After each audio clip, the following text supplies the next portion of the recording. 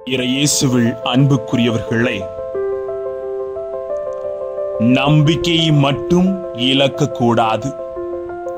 அந்த உள்ளுணர்வைத்தான் இன்றைய நற்செய்தி நம்மையும் நமது வாழ்வையும் சீர்தூக்கி பார்க்க அழைப்பு விடுக்கிறது. வாழ்க்கையில் நம்பிக்கையை மட்டும் இழக்கக்கூடாது.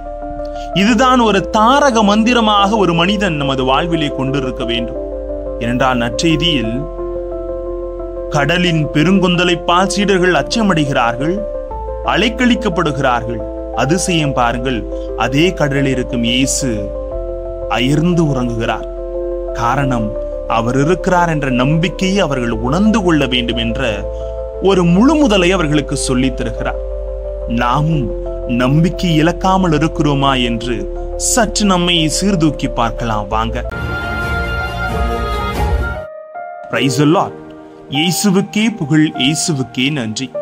இறைவனின் அருட்கரமும் அருளா ஆசீரும் இந்த மாதத்தின் முதல் நாளில் உங்களோடு பின்தொடர உங்களை நான் வாழ்த்துகிறேன். அன்பில் இனியவர்களே, வாழ்க்கையில ஒருவர் எதை இழந்தாலும் நம்பிக்கையை மட்டும் இழக்கக்கூடாது என்று சொல்வார்கள்.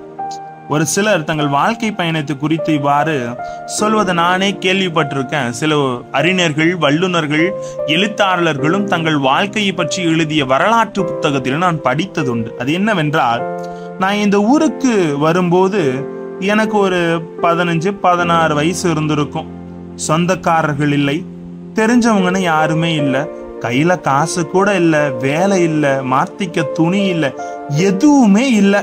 ஆனா என்கிட்ட நம்பிக்கையை தவிர என்னைக்காவது ஒரு நாள் பெரிய ஆளா வந்துருவோம் அப்படின்ற ஒரு ஆழமான நம்பிக்கை, நீ உயர்ந்துருவடா அப்படின்ற ஒரு ஆழமான நம்பிக்கை மட்டும்தான் இருந்துச்சு. அந்த நம்பிக்கை தான் மூலதனமாகவும் இருந்தது என்பதை நான் படித்தது உண்டு, கேள்விப்பட்டதும் உண்டு. இப்படிப்பட்ட பகிர்வுக்கு சொந்தக்காரர்கள் தங்கள் நம்பிக்கையை மட்டும் மூலதனமாக வைத்து வாழ்வின் சிகரத்தை பிடித்திருக்கிறார்கள். இது போன்ற நம்பிக்கையுடைய மனிதர்களிடமிருந்து வாழ்க்கையில் எது வந்தாலும் முன்னோக்கி பயணிக்கும் ஊக்கத்தை கற்றுக்கொள்ள வேண்டியிருக்கிறது. இதைவிட மேலாக நம் ஆண்டவர் இயேசு கிறிஸ்துவே நம்பிக்கையை சிறந்த பாடமாக அமைத்திருக்கிறார். நம்பிக்கை குன்றியவர்களே ஏன் அஞ்சுகிறீர்கள் என்று இன்றைய நற்செய்தியின் வாயிலாக அவர் கேட்கிறார் ஒரு கேள்வி. நம்பிக்கையின் குறைபாடு நம்மிடம் பல நேரங்களில் ஏற்படுகிறது என்பதை நாம் ஒப்புக்கொண்டே ஆக வேண்டும். மீள முடியாத ஒரு நெருக்கடியான சூழ்நிலை வரும்போது நம்பிக்கையின் குறைபாடும் சேர்ந்தே வந்து விடுகிறது. இது போன்ற மீளவே முடியாது என்ற ஒரு சூழலைத்தான் நற்செய்தியின் நிகழ்வு வெளிப்படுத்துகிறது. சீடர்களும் அங்கலாய்ப்பை, அச்சத்தையும் கொடுத்த அந்த சூழல் இயேசுவுக்கு அந்த உணர்வை கொடுக்கவில்லை என்பதை நாம் கவனிக்க வேண்டும்.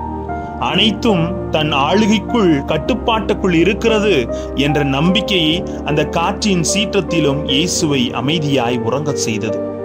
இயேசுவுக்கு வெளியில் அவ்வளவு கொந்தளிப்பும் சீற்றமும் இருந்தாலும் அவருக்குள் நம்பிக்கையை அடித்தளமாக கொண்ட பதற்றப்படாத ஒருங்கிணைப்பு இருந்தது.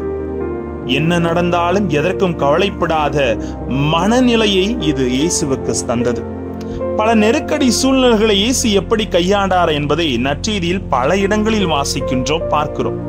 12 வயதில் காணாமற் போன்ற இயேசுவிடம் அன்னை மரியாள் பதறி ஏன் இப்படி செய்தார் என்று கேட்ட பொழுது, லூக்கா 2:28, விபச்சார பெண்ணை கையும் மெய்யுமாக பிடித்து நெருக்கடிக்க ஆளாக வேண்டும் என்று எண்ணி மறைநூல் அறிஞர்களிடம் இருந்த பொழுதும், சீசருக்கு வழி செலுத்துவது முறையா இல்லையா என்று பரிசேயர்கள் கொடுத்த நெருக்கடிக்கும் இயேசு பதற்றப்படாமல் பொறுமையாய் தகுந்த பதிலை சொல்வதை பார்த்திருக்கிறோம். உங்களுக்கு தெரியாதா, நான் என்னுடைய தந்தையின் அலுவலில் இருப்பேன் என்று தாய்க்கு பதில் சொன்னார்.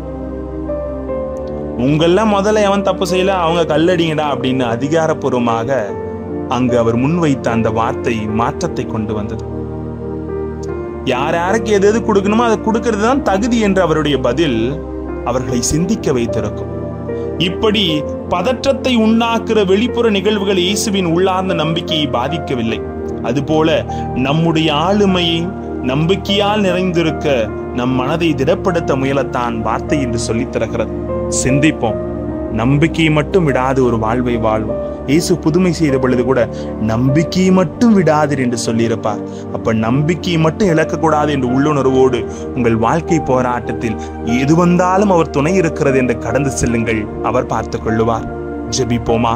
அன்பு இறைவா, எங்க வாழ்க்கையில நாங்க நம்பிக்கையை மட்டும் இழக்கக்கூடாத அளவிற்கு உமது வார்த்தையின் எண்ணங்களை எங்கள் வாழ்வாக்க நீரே உறுதுணையாக இருக்க உம்மை ஜெபிக்கிறோம். எனவே இந்த மாதத்தின் முதல் நாளில் நாங்கள் அடியெடுத்து வைக்கிற ஒவ்வொரு செயல்களும் உமது ஆசீரால் நிறைந்து கடந்து செல்ல எங்களோடு தங்கும் ஆண்டவரே. Praise the Lord.